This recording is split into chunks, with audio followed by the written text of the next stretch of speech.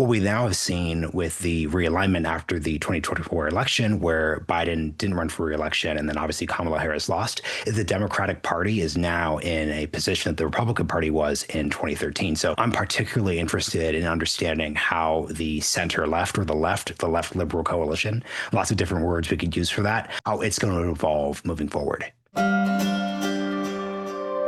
We're living through an age of great political, cultural, technological transformation, from the rise of artificial intelligence to demographic change and political realignment and instability. Marshall Kosloff is a senior fellow and director of special projects at the Niskanen Center. He's also the host of The Realignment, one of the most interesting podcasts out there, exploring how these great transformations are impacting our politics and this political realignment that we've been living through here in the United States and around the world for the last decade or so. I'm delighted to talk to Marshall about how this realignment is impacting families and their communities around the country and around the world. I'm Joe Waters, and this is Per Capita.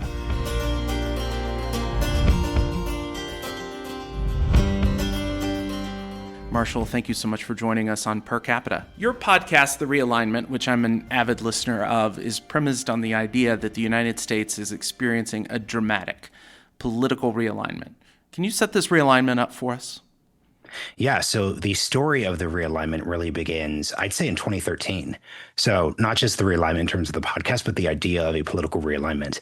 And what you saw in 2013 was the culmination of the right's sort of conception of itself from basically the post-1960s Goldwater era all the way through the Bush presidency. When McCain and then Romney lost, you obviously had a moment where the Republican Party was going to have to change in a variety of ways. And even before Trump came down the elevator in New York in 2015, you had a lot of really interesting conversations on the right. Reform conservatism is one of the specific examples of that, of how the Republican Party could realign itself to be more in touch with its working class base. In many ways, the McCain and Romney campaigns didn't really sync with that actual working class base that the Republican Party was premised on. You then obviously had Trump come in, and in many ways, the way that Trump campaigned and ran kind of sunk up with that realignment thesis. He was much more working class in orientation. He took populist stands on economics, culture, immigration, et cetera. And the realignment came about as the right was undergoing this evolution during the Trump presidency. What we now have seen with the realignment after the 2024 election, where Biden didn't run for re-election and then obviously Kamala Harris lost, is the Democratic Party is now in a position that the Republican Party was in 2013. So if the first 5 years of the realignment, the podcast started in 2019, were all about how the right was changing, I'm particularly interested in understanding how the center left or the left liberal coalition, lots of different words we could use for that, how it's going to evolve as it's clear that it's sort of 50-year project since the New Deal era came to a close in the 60s and 70s, how it's going to evolve moving forward. And I want to talk more about that in just a few minutes. But before we move on to it, I want to hear your analysis of how this realignment is happening globally. Because in a lot of ways, I think keen observers would say this isn't just a U.S. realignment, but it is a global realignment. So situate it in the global context for us. Yeah, that's a great follow-up, because you can't tell the story of the realignment without focusing on especially like UK and European politics. So 2015 is also the year of Brexit, where the EU project of expansion and this belief that Europe was going to continue to unify in this very consensus post-1990s Cold War sense, that also came to a close when populism upended the Tory party, when it upended the whole British political system. That's a part of it. But you've also seen over the next 8 to 10 years, a total demolishment of the status quo in European political parties. So a lot of center parties, whether they're center-right parties or center-left parties, have been under dramatic assault by populist parties on the left in some countries, populist parties on the right in other countries. And then you have weird cases like Emmanuel Macron and then Marsh party in France, where that was a center party, but it was a party that was attacking the political status quo. So the way to understand the realignment globally, and what makes this not just sort of a US focused flash in the pan, is that clearly the consensus politics that undergirded the way we approached the world, economics, culture, society, a lot of the stuff that you all focus on at Capita, obviously is impacting everyone. So just to follow up on that, What are some of those transformations that you think have been sort of most impactful in terms of driving the realignment? Is it primarily economic? Is it primarily culture? Some combination of the above? It's a weird mix of both. And I'm really glad that you bifurcated between economics and culture. We can sort of sort through which parts of the realignment theory were accurate and which parts were sort of not helpful. So in 2019, for example, you'll see an episode that my then co-host and Isager and Jetty of Breaking Points did, where it was about Senator Josh Hawley. And here is this young Republican senator who, when he was at Yale Law School, is writing about Theodore Roosevelt and antitrust. And you saw Elizabeth Warren and the rise of Lena Khan before she was in government. A lot of that realignment story was told through the lens, once again, of economics. Because when you focus on what happened in 2016, like there's this famous, there's like the China shock theory there where we looked at the 2016 election through the lens of, wow, like the counties that most swung to Trump, the counties where Obama had dominated, but then Trump went on to win, were actually counties that were dramatically really affected by globalization, deindustrialization, the loss of jobs, all those different things.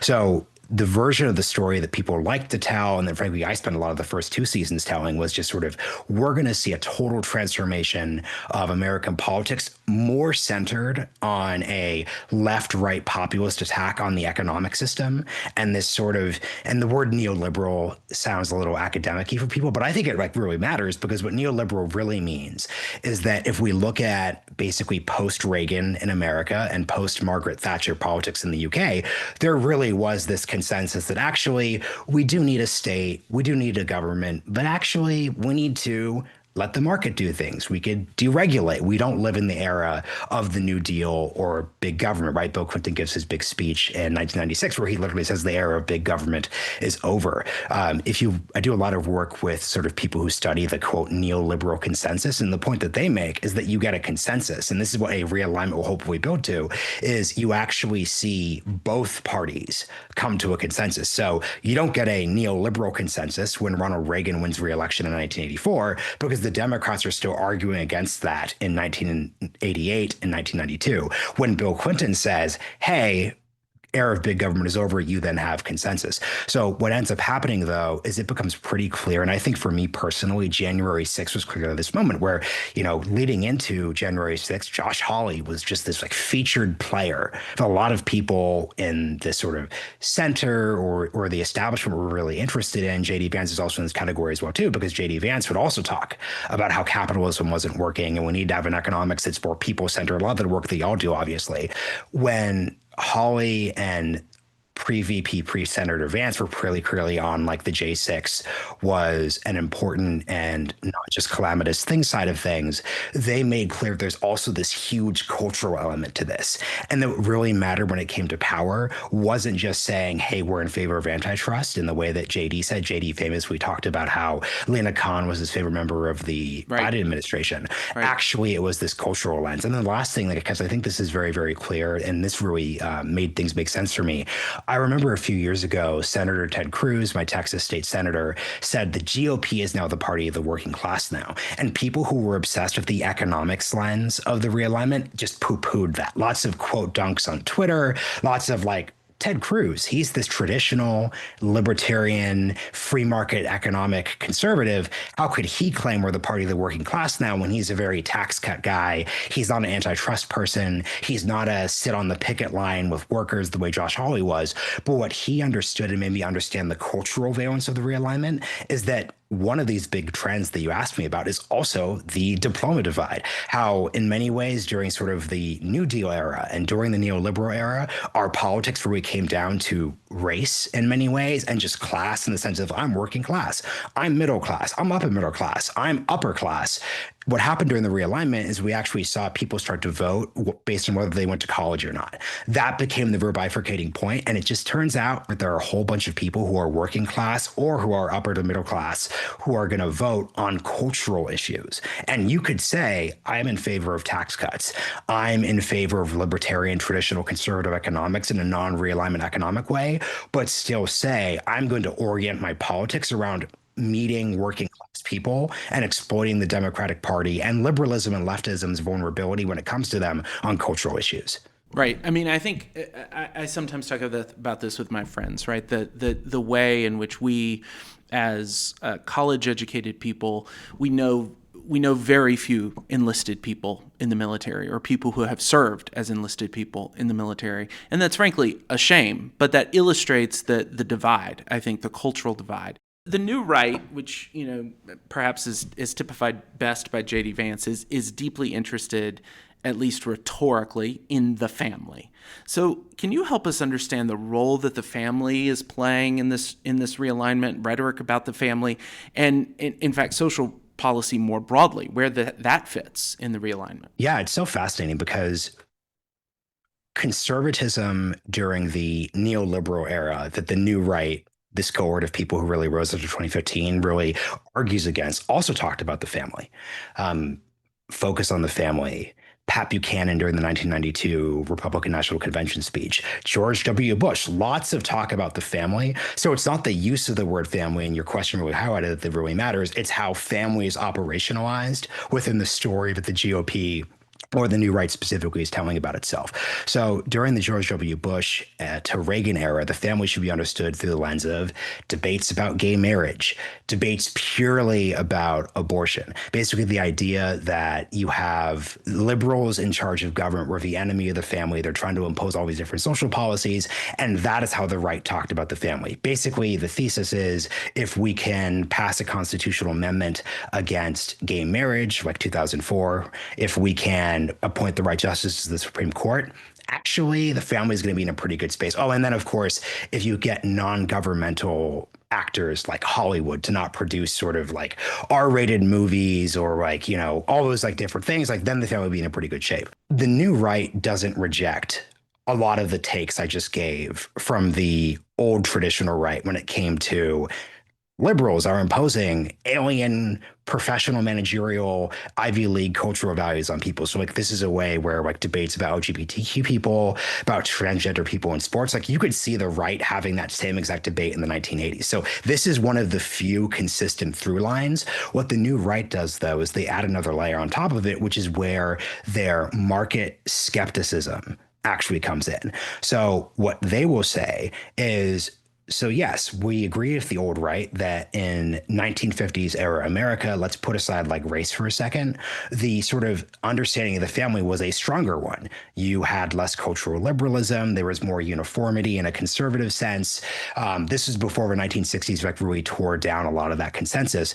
They would say we should focus back on that too. But what we add to the picture that the old right doesn't add is we think that the dissolution of the family wasn't just that a bunch of libs in Hollywood were producing a bunch of bad movies or bad like music acts or those different things. It wasn't just that gay marriage happened or like gay rights were expanded. It's also that capital specifically damaged the family in of itself. It wasn't just in the 1950s in terms of like the vision of the family being one the right really identified that you had a two-parent household where divorce rates were lower and like those different things. It was also that a worker could support a family and actually do that. So you could have a father who could make this, let's say, 3 to 5 kid family work by their single salary. And by their single salary actually making sense, you didn't have to have a situation where both people started to actually work outside of the home.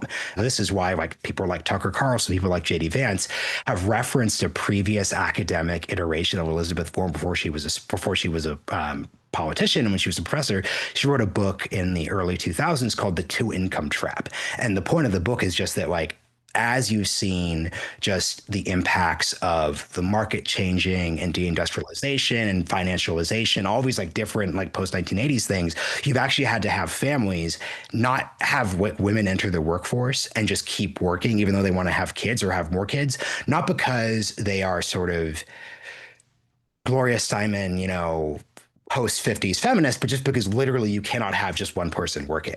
So they would say that wasn't liberalism in a social cultural sense. That isn't just Hollywood. It's not just Congress. It's not government. It's actually that like our country deindustrialized and that worker by losing his union, by losing the undergirding like economic strength of the country really fell apart. And that's a big way that they would add family to it. And then the key thing too is that like the old right would just find that critique completely alien. They just wouldn't think about it through those ends. Or what they would basically say is, if that's a dynamic, the way we can make this better is we could offer job retraining for that father who maybe wants to make more money, or we could have more economic growth. We could create more jobs. We could create more opportunity. Maybe if he becomes a small business owner, he could work from home and spend more time with the kids. They would talk about it in a different lens that's more opportunity focused rather than the structural critique one.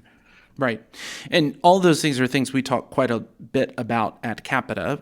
We talk, for example, about the loss of a family wage. We tend to think about a living wage, but that's really about individuals. And to make a family work, you have to have two individuals. Most families have to have two individuals in the workforce and working full time. And we also talk a lot about this, and we hear it consistently when we do parent roundtables with working class Americans, that they all want more time to spend with their own kids and less time with both parents in the workforce. And it doesn't look as neat as we might assume with the traditional understanding of a stay-at-home parent in our minds, but consistently, families want more time together, more time with their kids, and less time having to work a second or third part-time job just to make ends meet. Yeah, and what I'd be super curious about is, from your perspective as a person who studies these spaces, to what degree do you find this story we're telling like a useful one?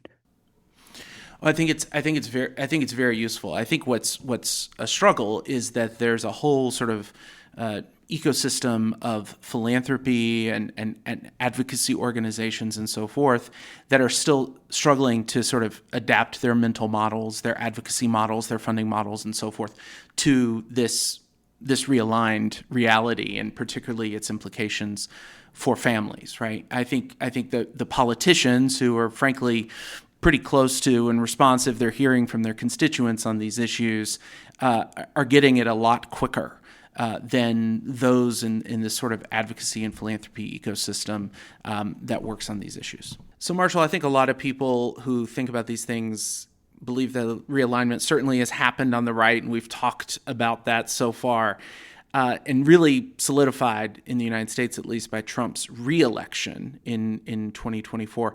So let's talk a bit about how the realignment is manifesting itself on the left. And at the top, you had said something about the Democratic Party is now where the Republicans were in 2013. So how's that realignment, in a sense, going for the Democrats? I don't think it's going that well. The Democratic Party is in a weird position where the DNC is still working on its autopsy, and it's not going to be as sweeping, I suspect, as the Republican Party's autopsy was going to be. But I think what you've seen is a lot of attempts to launch like reform initiatives on the Democratic Party that have identified a problem. So a problem that a lot of them have identified is, hey, like the Democratic Party in its current iteration cannot win 50 plus seats in the Senate. We could take control of the House. 2026 is something people are pretty optimistic about, but just looking at the Senate picture, it's just not doable. When in 2006, 2008, 2010, 2012, the Democratic Party could get huge near majorities, right? There were 60 votes in the Senate in 2009 when Barack Obama came into office. So a lot of reform organizations, whether it's Searchlight, which recently launched, or Majority Democrats, they focus the project on that lens. So I think from a pure DC inside baseball perspective, like that's a very good question and political dynamic to focus on. And it's one that should make everyone uncomfortable, because it's not just that this is like a left punching exercise of like the way we're going to win in North Dakota again, or the way we're going to win in Missouri again is we have to totally just sort of dunk on leftists on like culture war questions. Like that's one version, but there's also another version of like, hey, like guess what? It turns out a lot of those voters would also find a lot of economic populism compelling if it was articulated by like the right type of candidate. So this person is probably going to be a lot more economically conservative, or they're just going to put aside cultural issues. But it's not like they're going to be a Michael Bloomberg, no labels centrist. So Right. like that's kind of one of the mistakes. That was a big mistake that was made in the 2010s and the 2020s by centrists. But my problem with orienting the project around this actual mission is this just like a deeply unsexy project that just is not one that I think is going to actually attract the right leaders or frankly the right voters, the right sort of like outside figures. Like most people don't like political parties. People don't like the Democratic Party. They don't like the Republican Party. So saying the project is we're going to save the Democratic Party, that's not something that's going to be, I think, compelling at a level that the DSA is compelling, or Bernie Sanders and the oligarchy tour are compelling, or critically, as MAGA was compelling. A real 2013 Republican Party lesson is that the problem with the autopsy wasn't just that the sort of solution they came to was analytically incorrect, and that like the way we win is by becoming more liberal on immigration policy and going more to the center, sort of the Jeb Bush approach. The problem was that it was totally top down. This was like DC based consultants and RNC types who've lived in Washington their entire lives, and then friendly media people like Sean Hannity at like an establishment institution like Fox saying top down, here's the actual message. And if there's something that I think American politics on both sides has gotten particularly bad at during these first few decades of the 21st century, is that there's this real inability to be sort of bottom up at a democratic level. What I found so compelling about MAGA and the new right is that these are it's not that they don't have elite figures attached to them. It's not that they don't have institutions. It's not that there aren't big people like Peter Thiel that fund them. It's that it didn't come from DC. Donald Trump did not say, hey, we're here to save the Republican Party. He didn't say, hey, me and my DC friends have gotten together and we've got the new plan. He came from outside the system and said, hey, we're going to make America great again. And the vehicle that we make America great again through is the GOP and the Republican Party in a two-party system. So he takes over, he develops a message, he develops an ideology, he comes up, and this is what I love about Make America Great Again. What's amazing about Make America Great Again is there's like a highbrow version of it where like you could actually see think tanks and policy papers, and it could actually guide a governing agenda. But there's also just like a lowbrow agenda, or just no, not even lowbrow, because that's like sounds disparaging. There's just like you could talk to someone on the street about this, which is basically like, hey man, like doesn't it feel like the past 20 years have been a total disaster? And the people who we send to DC to like fix these things themselves are disasters. And frankly, it's not even just DC, like in Texas. Like, doesn't it feel like UT and Texas A&M and M and Rice are just like these out of touch universities led by these like ivory tower elitists who also don't get it? MAGA is about bringing new leaders, new voices, new people who are going to knock all of that down and actually be serious about making America great again and punishing the people who screwed everything up, from the Iraq war to the 2008 financial crisis to how crazy everything got during BLM and COVID, right? Like that just rolls off the tongue. I can knock on my neighbor's door and just like totally do that very, very easily.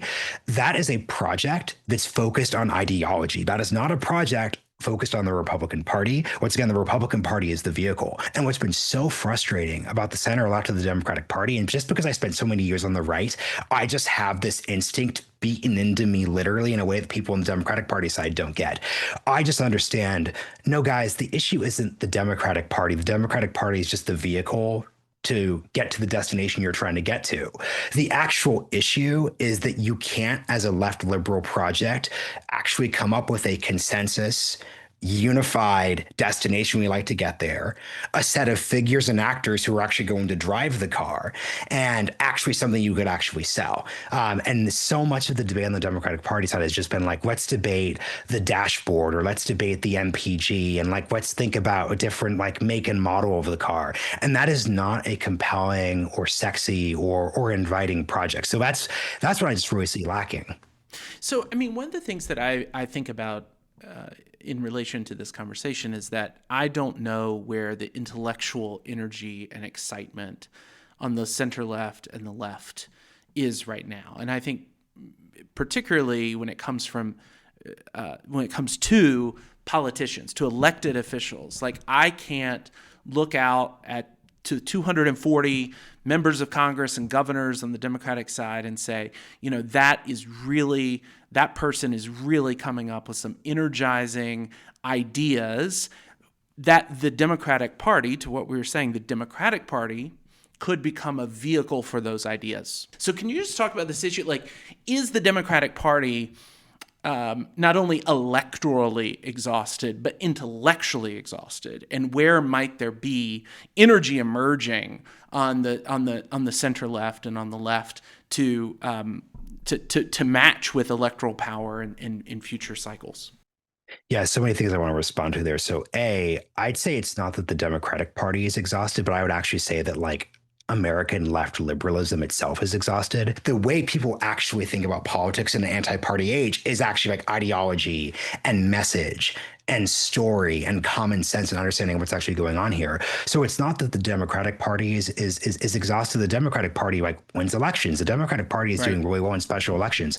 It's that the left liberal project itself doesn't know what it's aiming for. It doesn't have a theory of where the country is going.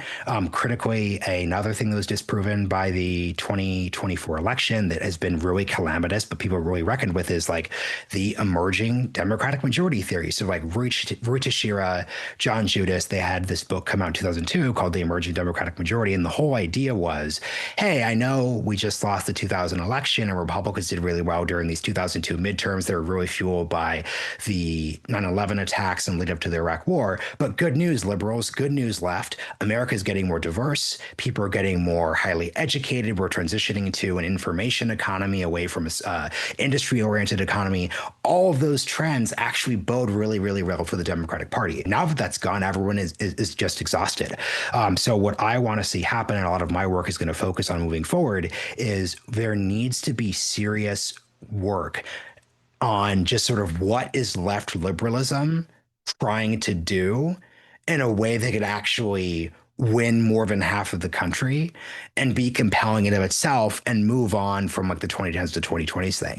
And then to your question about why Democratic Party leaders haven't sort of stepped up to the plate. So part of the problem here, and this is what happened during the Republican Party's transformation during the MAGA era, you need to have new leaders, new figures who come up. Like it's very hard when you come up through an old system or old way of doing things to like move these changes, to make these changes. There has been this very vapid Joe Rogan election thing where Dem members of Congress and politicians have become over obsessed with like TikTok and content creators and getting lots of attention in a way that doesn't actually force you to answer substantive, like useful, like genuinely like important conversations. Because the way I think about it is where TikTok and content creators and attentional theory come in is once you come up with what is the next version of left liberalism going to be, you come up with what the thing is,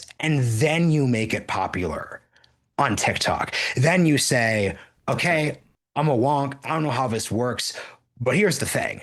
That's right. And then you then translate it. But instead, you're just seeing a lot of people just sort of like so much of like the cringe, like next boy Twitter, like embarrassing politician stuff has just come with like people getting obsessed with attention. When the donors say like, hey, we're going to spend $120 million identifying the next Joe Rogan of the left, they are forcing people to focus on that version of the project and not, hey, we're going to spend $100 million finding the next generation of people across every single category who's going to come next, right? Like, I think the argument is like a really interesting publication. They raised $4 million.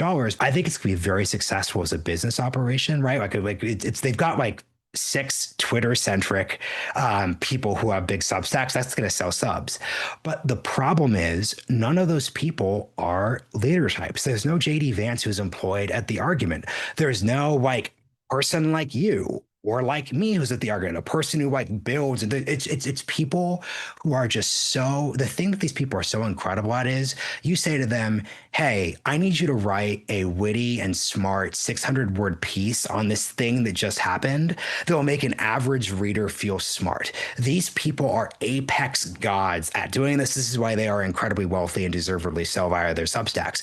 But that is a different person than a person who leads. And what's really ticked me off about left center left donor world, I've been talking about this more in the podcast, I've gotten really good responses, is where's the $4 million that says, hey, great that we've got the argument. You need to make arguments. But where's the $4 million to create a center left version of Orrin Cass's American Compass organization? You need to have an organization that says, like, look, if you're left liberal right now, there are all these big questions that need to be answered around like the intersection of economics, society, and culture. We need a space that's very democratic and brings in new voices and different people and makes us feel very cool, makes us feel like there's a community, brings us like spirit of democracy, and really gives people a venue for thinking through these spaces in private, but also like you put out public reports, but a lot of it's private. A lot of it's just like dinners and conversations. And it's just so, it speaks to what's broken about center left liberalism and how it has just become so sort of like wait in line, wait your turn, get your sort of position in the Biden admin. If you do well, you can maybe get a good fellowship at the Center for American Progress. And then maybe if you win, you get to do your next thing. It's just totally antithetical to, and this is something I really want to make clear to center left people. When you think, I want people in sort of my crew to think more about democracy, but not democracy in the sense of like, we need third parties or we need to reform first past the post voting or the typical democracy reform thing. Just think about like, how are you bringing democratic thinking into your theory of how you operationalize yourself with politics? What I would do if I were a center left politician, and the thing that I'm waiting for someone to say is basically like, hey, I'm going to go do this tour, but this tour isn't me just sort of reciting my latest buzzword about neoliberalism or I'm a liberal patriot or actually I'm not woke. It would actually, or abundance is the answer. What I would say is, hey, like, real talk, what do you guys think about things? Because I'm from Washington, and not only do you not want to hear someone say I'm from Washington and I'm here to help, but at least back in the 1980s, people got the sense that Washington at least had some answers. We don't have answers right now. So genuinely, like, and also, by the way, the Democratic Party is not a party that makes it feel like people like you have a voice. So I'm actually just here to listen. Like, let's just like talk about stuff. Country feels broken. Like, why do you feel like it's broken? But also, like, what do you think we need to actually like make this better? Yeah. That is what I'm looking to see some politician do. And, Marshall, it's interesting. I had several months ago, we were doing a parent roundtable, and I don't know exactly where we were for this one, but somebody said something along these lines.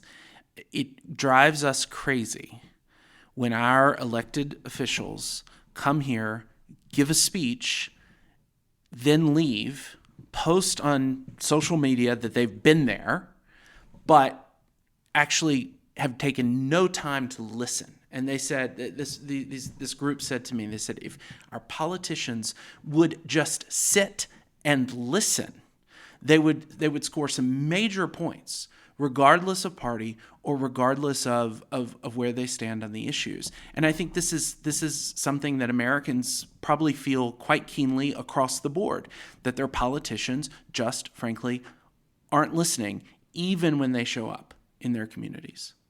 I want to make something very clear, though, because I totally agree with you, but this is where like we have to translate what we're talking about away from the Washington version. There's a AirSats like superficial version of listening, which is like, I'm going to conduct a listening tour of Rust Belt America, and I'm going to go to the forgotten parts of rural America, and I'm going to memorize a couple anecdotes about how you've been left behind, and I'm listening.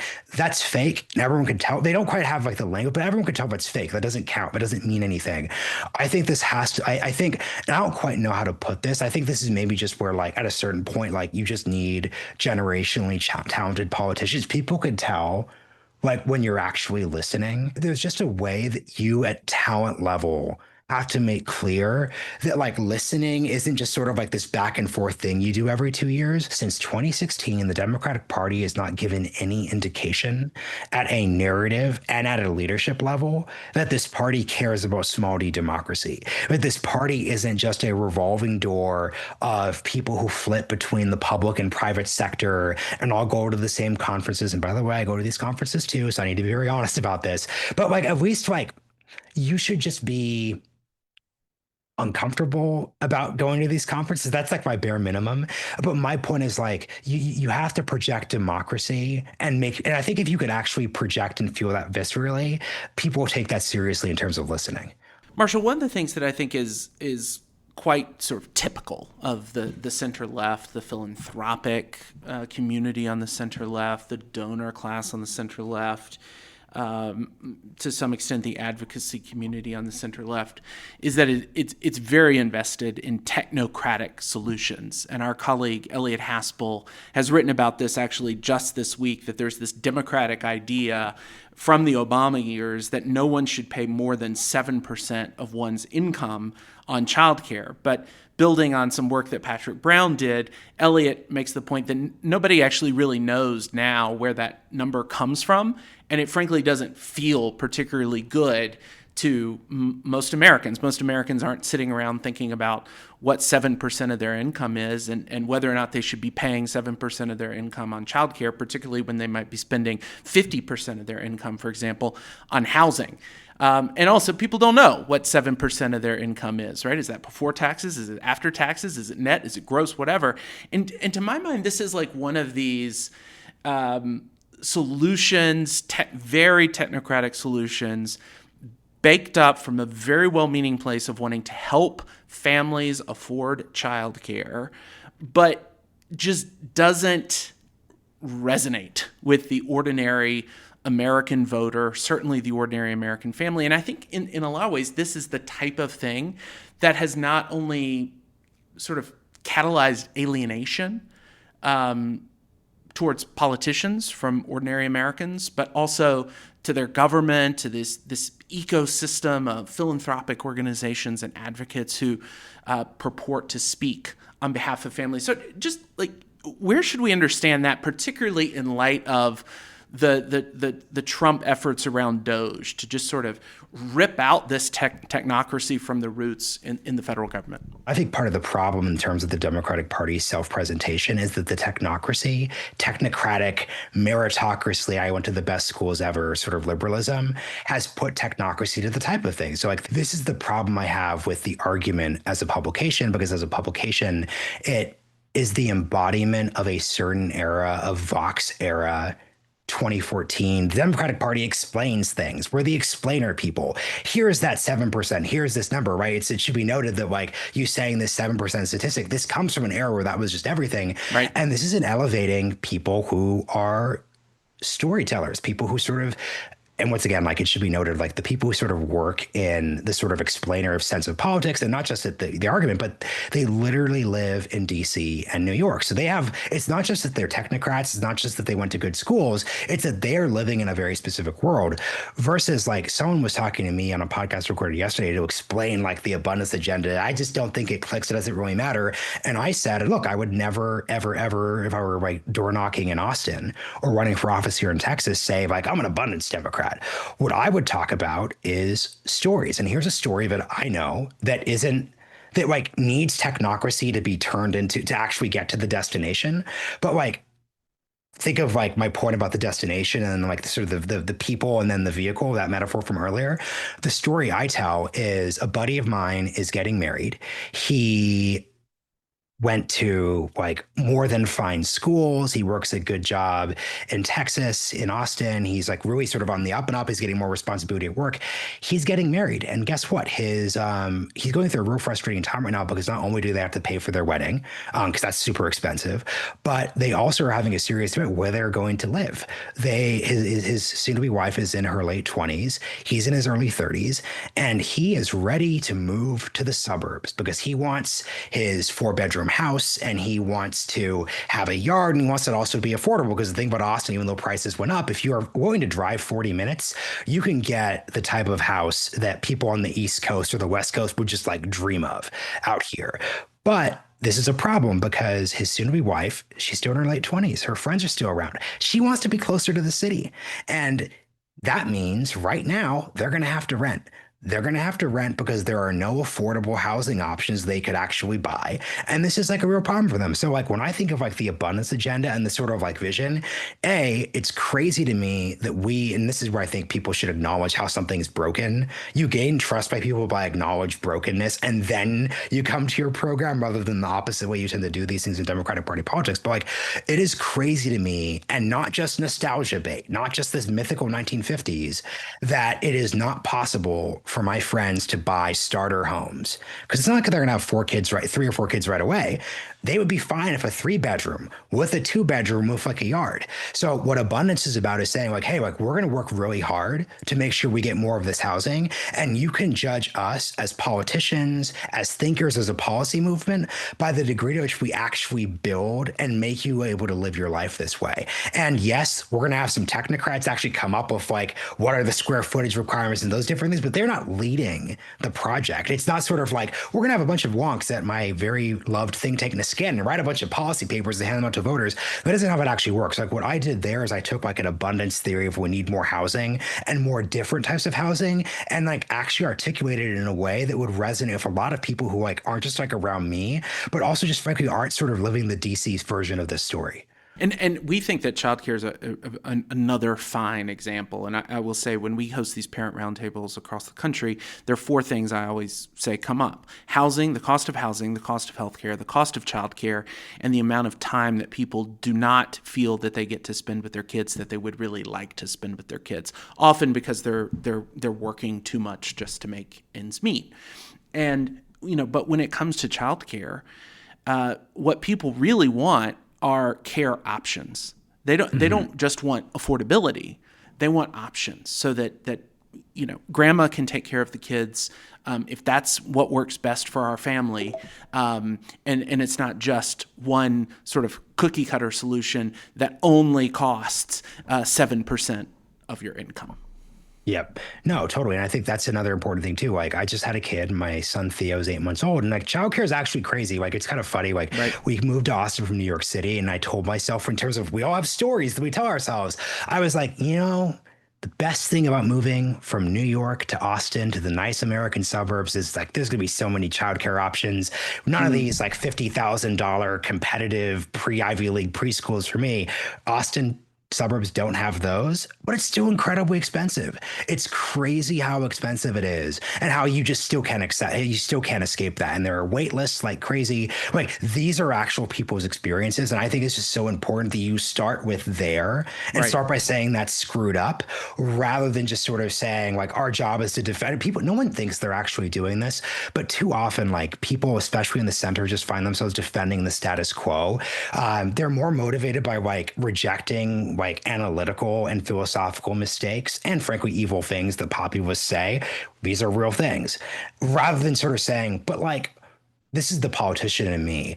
I just glom onto the parts that the populists are just correct about, and I say like, okay, then what can we do with this? And actually a lot of these voters would be more willing to listen to us if we started there, rather than by saying, well, here's why we're going to explain to you why everything is better than it could be in the past, or why actually the story of that 50s is untrue. I'm not interested in disproving that to anyone.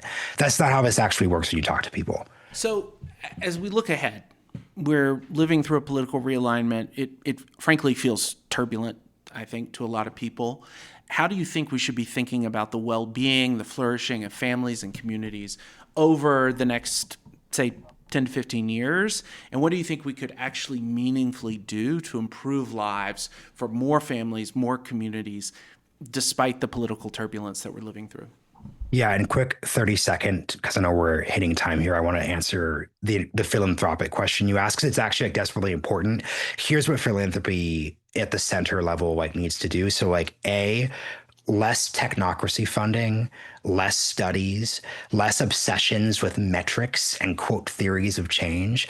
The right is much more willing to invest at the talent level in people. Like I got the realignments funding because a donor met me, was sort of like, okay, Marshall, you seem smart.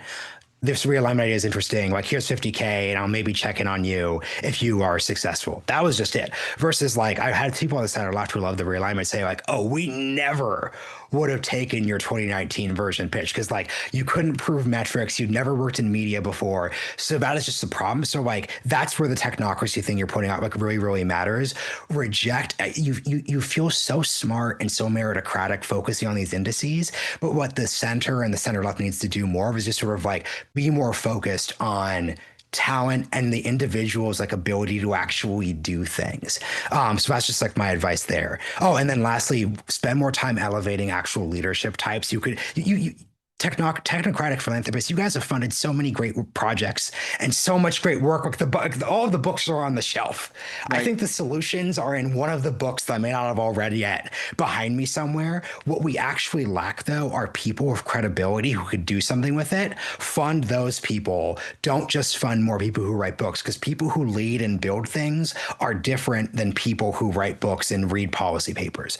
But to your actual question, where the family could go. So like, I love like your summary of healthcare, childcare, housing, like, you know, flexibility, like those things. Like what we can really do is use those as like starting points for like, if you look at American life through the lenses you just described, because I talk to a lot of politicians in private, so I explain this to them. I'm like, hey, on all of those metrics, if your average voter, even a center left voter, hears that story, they're going to think the country's broken.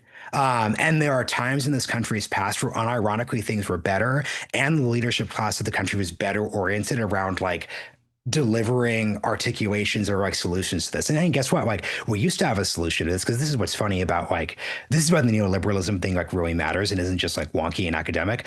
Neoliberalism actually had a theory of the case in the 1990s. Like, you know, like, this is when we're growing up. You you graduate from high school, you go to college, you get a good degree that will get you a job in the new economy. That was the phrase. Lots of books with the new economy.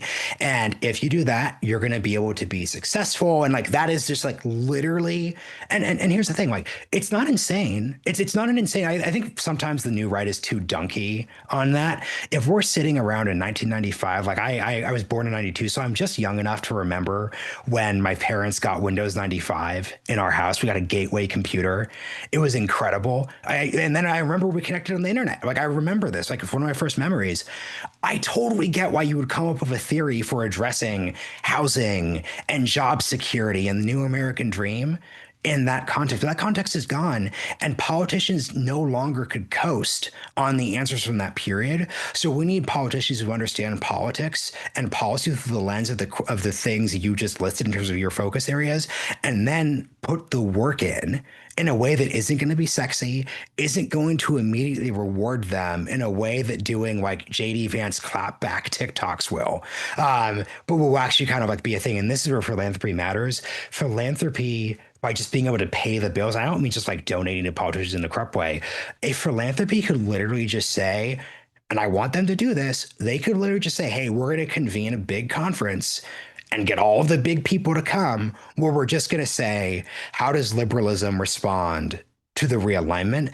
And because people are so driven by, and there'd be a big New York Times report, and there'd be a Wall Street Journal piece. You get Ezra and Ross Douthat to record a podcast. It'd be so cool, it'd be so hot. You'd feel smart. Let's get an Aspen sponsorship there. If philanthropy did that, I don't think they understand the degree to which they can just like set the table. I mean, like, you probably saw there was a big national conservatism conference in DC that went on the same time during the during the abundance conference.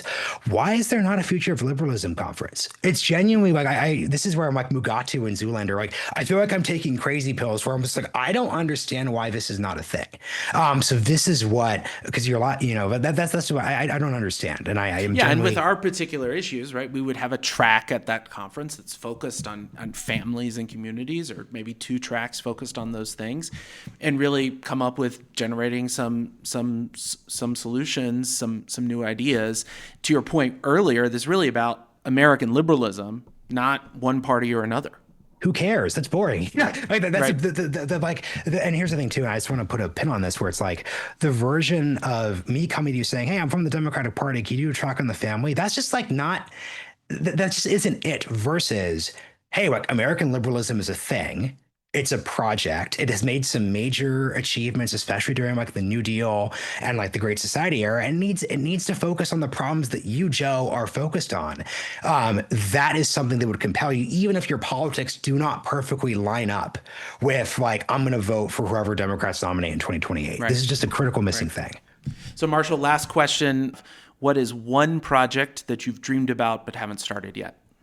I would love to kind of build this conference we were just discussing, but combine it with a center left version of American Compass. So not just that we're doing a fancy conference of all the sponsorships, because like the sponsorships and the conference and the vibes and the podcasters there, they matter in terms of giving like brand credibility and like making it cool for people to show up at sort of price of admission. But I also wouldn't want this conference just to be like, hey, so here is Joe doing a panel. No, like what I would actually love is so like I did a great podcast of states forums. So they like focus on like, Democrats and liberals and state legislators. I would love to have a bunch of state legislators who have never, like no one's ever heard of, do like a private conversation with you about these topics at this event. So track one would be like a very public panel, but I also love like a side thing. And then I would also love that to like lead into like a speaker series and like different dinners. I did an abundance dinner with Oregon state legislatures with like 20 different people. It was super cool. And it was just so different than the typical way we approach these. So this is my big dream. Someone give me the money. Or if you just want to do this yourself, go for it, because I just want this to happen. This is the easiest fruit. This is like the lowest level fruit that you could pick ever. Yeah. Well, Marshall, thank you so much, and congratulations. I actually didn't know you were a relatively new father, so congratulations, and thanks so much for all you do and for helping us to understand the realignment that we're living through. Yeah, and congrats and best of luck on the new podcast. Thanks.